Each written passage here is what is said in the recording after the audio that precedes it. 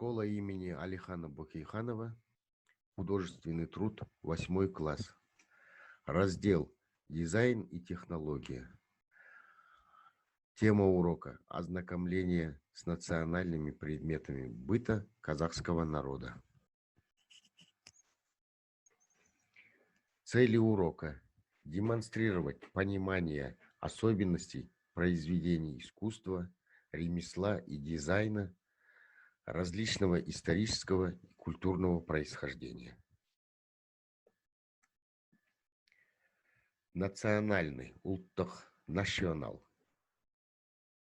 Народные ремесла являются важной частью материального и культурного наследия казахского народа. Домашние промыслы и ремесла казахов развивались в условиях кочевого хозяйства и служили для бытовых нужд людей.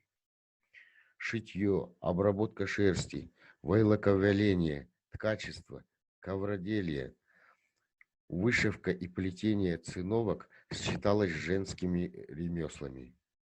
Обработкой древесины, кожи, кости, камня, а также кузнечным и ювелирным делом были заняты мужчины.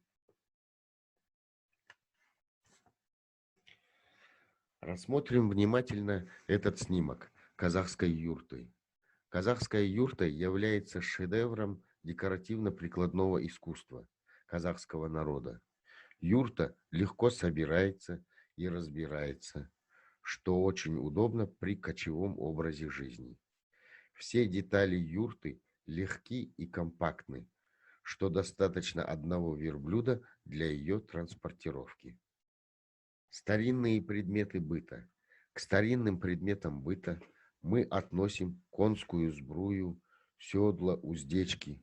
Их выполняли с таким изяществом и любовью, что эта красота сохранилась до наших дней.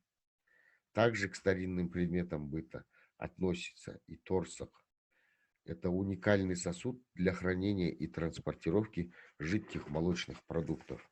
Изготавливается из кожи овец. В каждой казахской семье имеется сандық. Это древний казахский обычай привозить одежду невесты в большом сандыке.